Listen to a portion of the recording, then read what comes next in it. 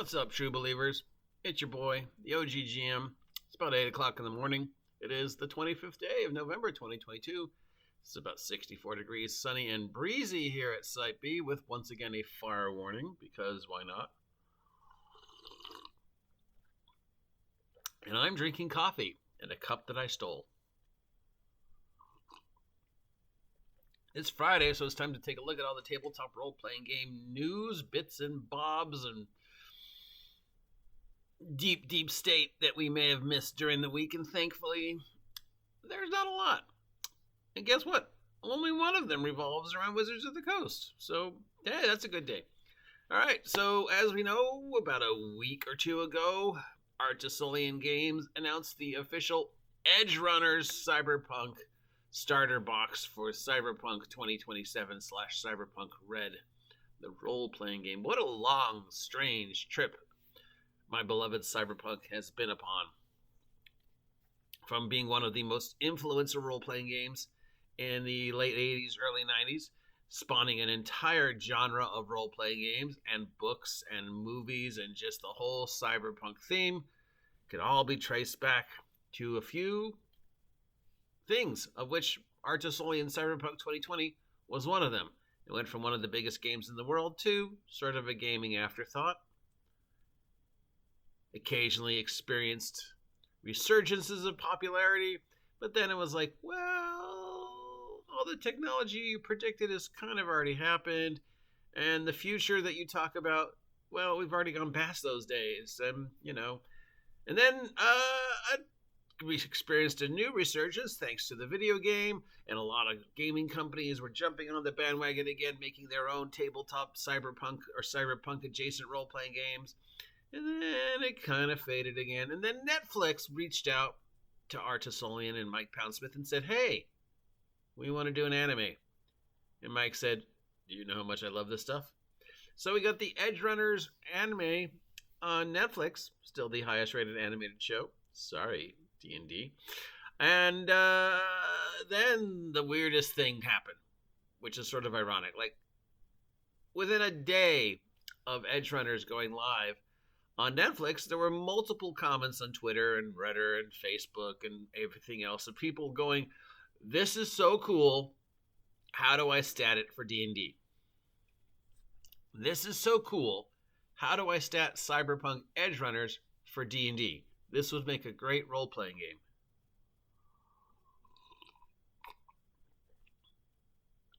I can't make this shit up. It was on Twitter, Tinder, Reddit, whatever you call it.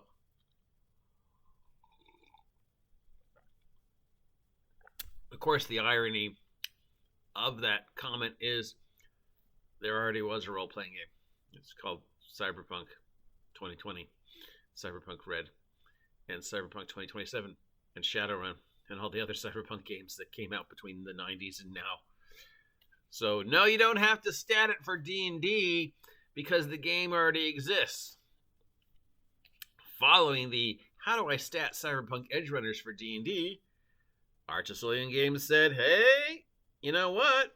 We're going to release a Edgerunners starter set, which brings us all to what's going on with the Cyberpunk Edgerunners mission kit.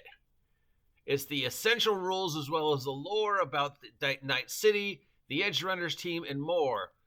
Fans will be able to game in the streets of Night City in 2077 with a GM and dice, just as Mike intended when he developed the original game all that time ago. The Cyberpunk RPG, with each of its editions, is the quintessential game set in this dystopian future of low life and high tech. It is the first, as William described the genre. While Cyberpunk 2020 is still a gaming staple, God, yes it is, Cyberpunk Red is only 2 years old, an adamantine seller on drive-thru, bringing together Mike's game and the Cyberpunk 2077 video game. Red takes place in 2045 and offers the cleanest, best realized version of Cyberpunk rule set. Well considered, beautifully laid out, and written to be both old school and new friendly. The newest edition of the game dropped at the same time as the video game. We know that it had some glitches with the 2077 video game, but still, The sudden resurgence of popularity, of course, then went to people going, how do I bring this to 5e? And then, of course, this led to Bell of Lost Souls, of all people, did an article bringing Edgerunners to 5e, which resulted in controversy as it demonstrated the gaming public's desire to see Edgerunners available for tabletop. And therefore, Mike's response was to make the Cyberpunk Edgerunners mission kit, where you can roll alongside the characters from the anime, including David, Lucy, Rebecca, and Maine. It opens the doors to convert fans from the video game to the tabletop. It's a standalone box set, where similar to all the other, starter box set, except this one is specifically geared for the anime. But there is also a Cyberpunk 2077 theme box set down the line. And if the tabletop RPG version of 2077 would be backward compatible, the people at Artisolians say that it's a mission kit, a source book, not a complete game.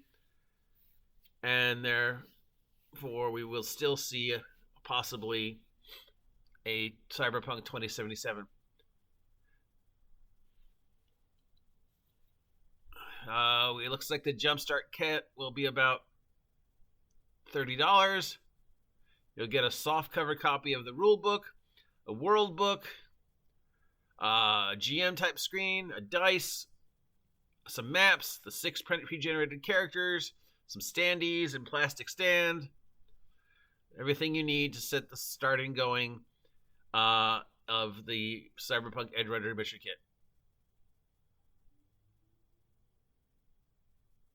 So yes, if you're looking to, also they're planning a sequel to Cyberpunk 2027 video game.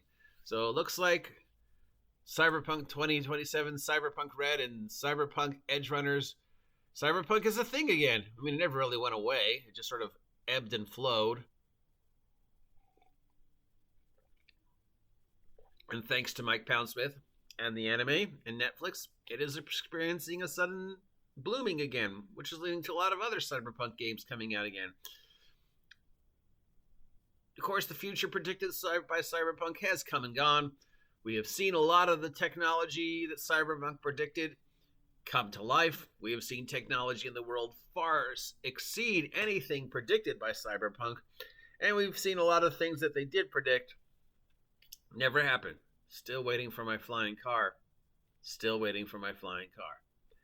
Some people question whether Cyberpunk will always be the cutting edge of science fiction / gaming genre, or if because we are living in 2022, 2023 by the time we see this, is it sort of just a nostalgia retro game at this point? Hey, let's play a game set in a future that was predicted in the 80s that takes place today, now. But now it takes place in 2077. See, it's 2023 basically, so I mean, how much will technology improve between 2023 and 2077?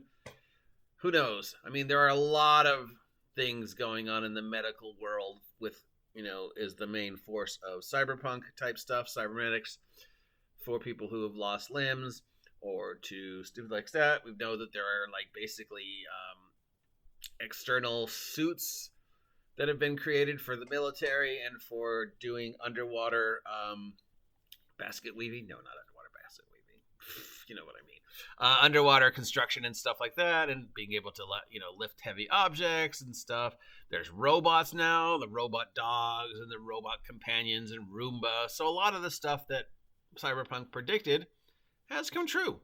A lot of the technology that Cyberpunk predicted has never come true. And a lot of the technology that exists right now far exceeds anything Cyberpunk ever predicted. And as William Gibson said in the Cyberpunk soap opera Church Windows, and they never let me forget that I came up with it. So here's to you, Gibson. Thank you for creating the genre. And here's to my friend Mike Poundsmith for continuing to plug away at the interlock system and keep Cyberpunk relevant. And here's to all the people who said, hey, how can we stat out the Edgerunners into D&D? In which the rest of the world responded, but there already is a role-playing game where you can play the Edgerunners. And whoever it is who comes up with these great ideas went, this would be a perfect way for us to get Cyberpunk Red / Cyberpunk Starter on the market by milking the Edgerunners popularity before it fades away. So here's a starter kit set in the Edgerunners universe using Cyberpunk, of which the anime was based upon. The anime, of course, based upon the role-playing game. Weird.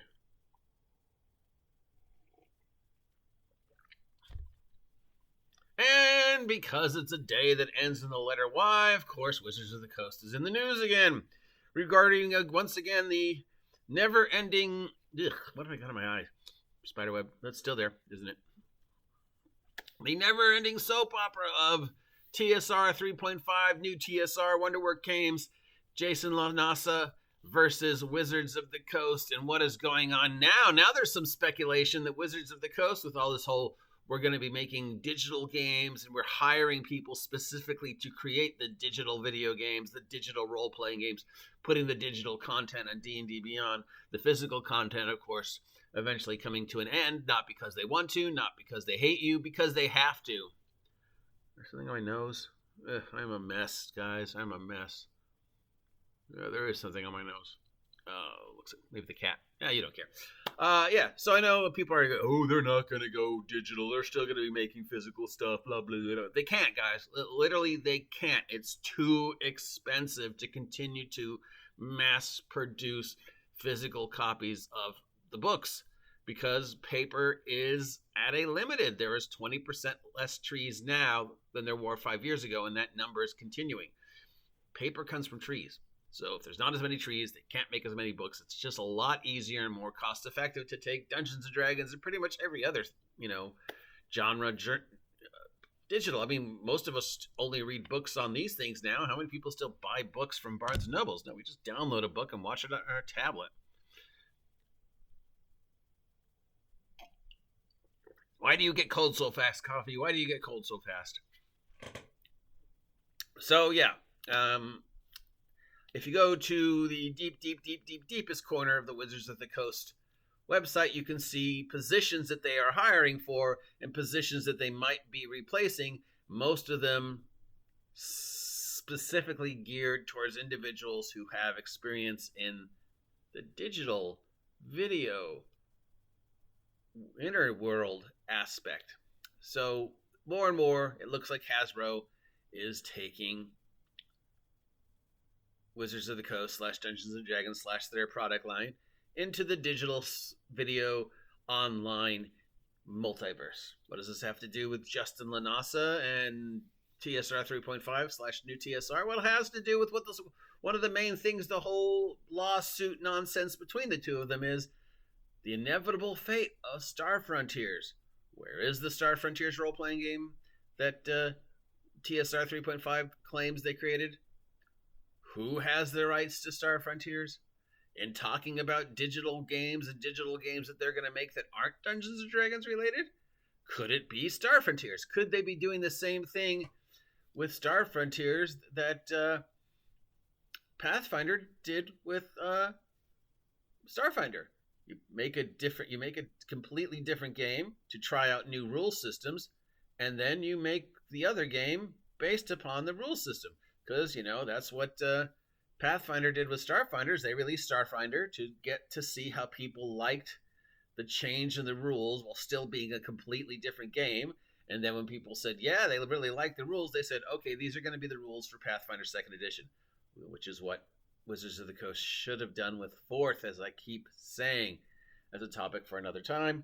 But yeah, so is Wizards of the Coast predicting that they're going to win the case, get the rights to Star Frontiers, make a digital Star Frontiers role-playing game, see how it does, and then if it does well, then they say, okay, we're going to use these rules for the next thing we're doing, which might be 1D&D or might be whatever they have down the pike after 1D&D. Because if anybody actually believes that they're going to just be done with 1D&D and that's the last edition of Dungeons and Dragons we're ever going to see, that's a lie. We'll see another one. Might be 10, 15 years before we see another edition of Dungeons and Dragons, but we'll see another edition of Dungeons and Dragons after this one, despite them saying, no, this is it. Yeah, we will. Maybe. So with the latest round of slings and arrows between the two camps, this is leading to some vague speculation that could this be a thing? Could Hasbro be thinking that they are going to get their hands finally on Star Frontiers, and then release this new game completely online on, I don't know, D&D Beyond or whatever D&D Beyond's name might be, because they might change its name to 1D&D Beyond or just our role-playing site. Who knows? It's impossible to predict what Wizards is going to do next, because they're madman. They've gone completely bat crap. Who knows? I mean, this is just sheer out of right field speculation that this might be the eventual end goal between the announcements that have been made regarding the future of 1D&D and the future of D&D Beyond and the future of the digital content, and the fact that it looks like Hasbro is hiring more digitally inclined employees while slowly sweeping the old regime under the carpet. And then maybe if they do finally win this thing between them and Lanasa, doing something with Star Frontiers and the other products that they technically may or may not own, like, Red Steel or whatever else that they felt falls under the TSR blanket that isn't specifically Dungeons and Dragons Alternity, or who knows. Anyways, it's a thing. And finally, into the response to this comment that I'm dumb or I'm an idiot, the latest, series of those insults tossed at me, to the individual who claimed I sound stupid and I'm an idiot. Have you not been following my channel for the past 7 years? I consistently say I'm an idiot. Don't listen to me. Make up your own mind. Look stuff up. So, if you think that I just make my facts up about Wizards of the Coast, Dragonlance, whatever, and I'm suspect, okay, you're allowed to think that. You're also fully welcome to look this stuff up. Because usually, if not always, I also post the links from where I got the sources of information. So, yeah, because that's why, I'll say links down below. So in closing, hey, I'm an idiot. Don't listen to me. Make up your own mind regarding what's going on with Cyberpunk. Make up your own mind what's going on with Wizards of the Coast. Make up your own mind with what's going on in the gaming industry in 2023. I'm just one man, sitting on an island, by himself, pontificating on the possibilities of the information presented to me. You are completely entitled to make up your own mind, think for yourself. Hey, you know what? Prove me wrong. I would, I'm just here to make money and shill my merch. Speaking of which, the holidays are right around the corner, and the best thing to get the person in your life who is a gamer is OGGM merch. Links down below. Buy my t-shirts. Buy my role-playing games. Buy my merch. Till next time, I'm the OGGM, your guide to all the tabletop role-playing game news, weather, and general internet nonsense. Hope you all had a safe Thanksgiving, and if you're going to go shopping today on Black Friday, be safe, because even though it's not as crazy as it used to be, thanks to the interweb, it's still pretty crazy. Links down below. Links down below. And links down below.